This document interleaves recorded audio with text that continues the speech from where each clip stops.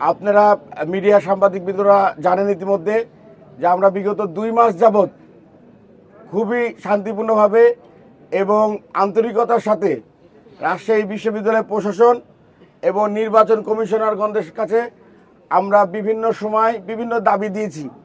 তার মধ্যে আমাদের অন্যতম দাবি ছিল আমাদের হলে একটি বিশেষ গোষ্ঠী পবিত্র আল কোরআন পুড়িয়ে নিজেদেরকে উন্মোচন করেছিলেন এবং বিভিন্ন সময় রাজশাহী বিশ্ববিদ্যালয়ে সহিংসতা ঘটনা ঘটে। সে সকলের বিচারের দাবি আমরা তুলেছিলাম। পরবর্তীতে রাজশাহী বিশ্ববিদ্যালয় প্রশাসন এগুলো বিষয়ে নীরব। তারপর আমরা ওই দাবিগুলো রাকসুর স্বার্থে ওই দাবিগুলো আমরা বলেছিলাম ঠিক আছে, আপনি রাকসুর পরে বা আগে যখন সুবিধা মনে করেন আপনি ওই বিষয়ে পদক্ষেপ গ্রহণ করবেন। কিন্তু রাকসুটা যাতে সকলের অংশগ্রহণ হয়, প্রথম বর্ষ থেকে মাস্টার্স এবং গণ অভ্যুত্থানে জুলাই আগস্টে গণ অভ্যুত্থানে যে সকল রাজশাহী বিশ্ববিদ্যালয়ের শিক্ষার্থী নেতৃবৃন্দরা রাকসুকে প্রতিনিধিত্ব করতে চায় তাদের অংশগ্রহণ আপনি নিশ্চিত করবেন।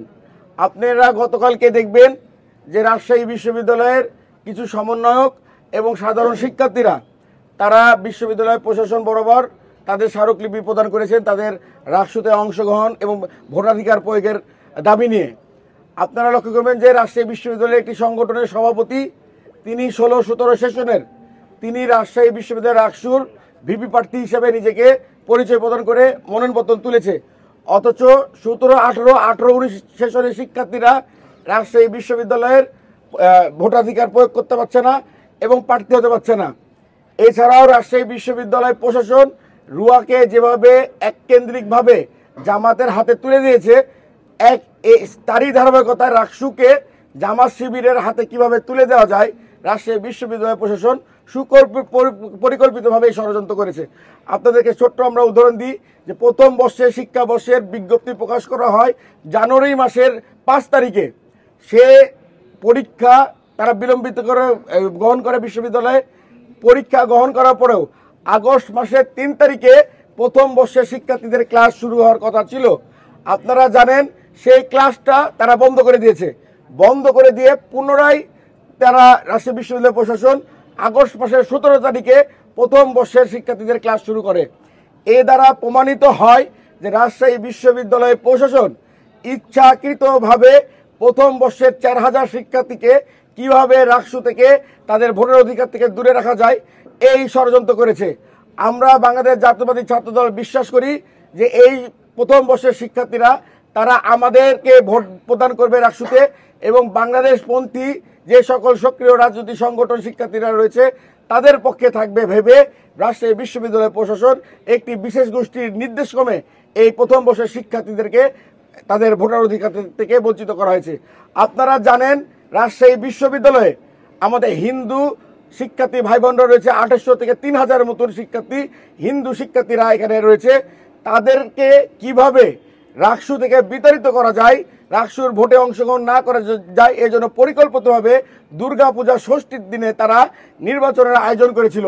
পরবর্তীতে ছাত্র দলের প্রতিবাদের কারণে এবং দেশব্যাপী সমালোচনার কারণে সেই ডেটটা পিছিয়ে 25 তারিখে করা হয়।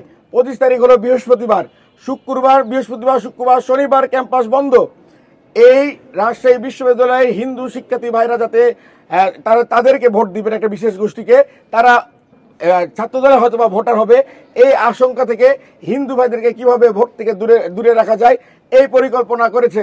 আপনারা লক্ষ্য করে দেবেন যে আজকে 31 তারিখ মনোনয়নপত্র জমা দেওয়ার শেষ ডেট, অথচ বৃহস্পতিবার, শুক্রবার, শনিবার 2-3 দিন গেছে তারা ফর্ম বিতরণ করেনি, ব্যাংক বন্ধ, যাতে এই রাকসু নির্বাচনের মনোনয়নপত্র যাতে সকল শিক্ষার্থীরা স্বতঃস্ফূর্তভাবে গ্রহণ করতে না পারে।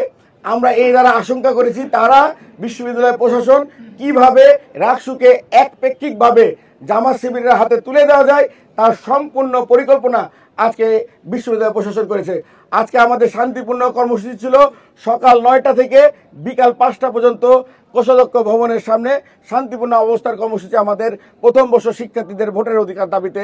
আমাদের বিশ্ববিদ্যালয় প্রশাসন সরাসরি উপাচার্য সাহেব নকিব স্যারের প্রত্যক্ষ নির্দেশে কিছু সাধারণ শিক্ষার্থী নামধারী শিবিরের কর্মীরা আমাদের নেতাকর্মীদের উপরে হামলা চালায় এবং হামলা চালিয়ে আমাদের 10 জন নেতাকর্মী এখন মেডিকেলে ভর্তি রয়েছে। তার মধ্যে একজনের পায়ের লিগারমেন্ট কেটে গেছে, একজনকে চাকুবদ্ধ করা হয়েছে। আমাদের নারী বোনদের কাপড়ে শরীরে হাত হিজাব পর্যন্ত ছিঁড়ে ফেলে দেওয়া হয়েছে।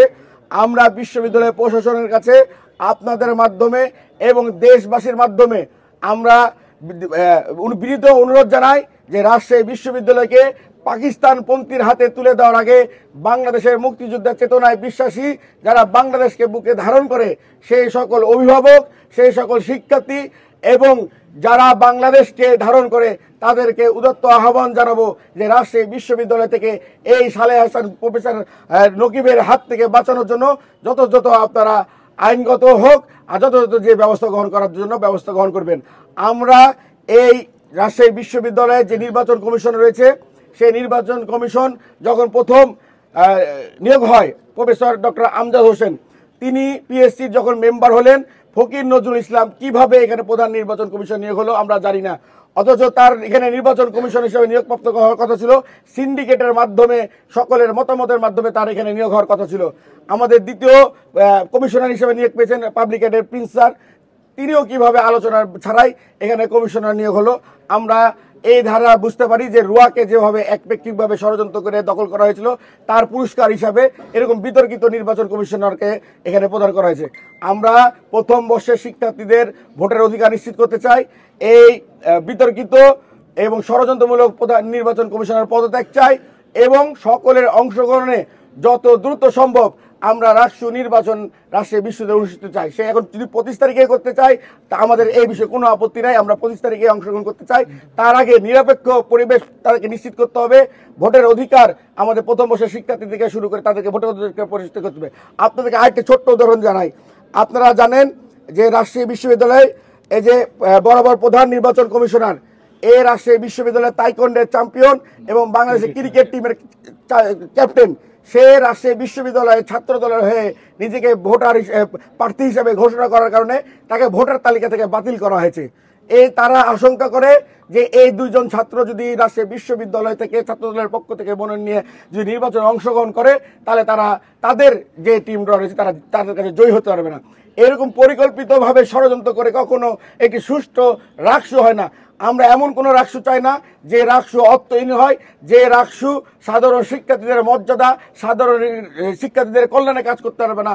এই রাষ্ট্র হবে শুধুমাত্র জামাত শিবির এবং এই আমাদের প্রফেসর সালেহ হাসান নকিবের আজ্ঞাবহ হিসাবে এই কাজ করবে, এই পায় তারা করছে।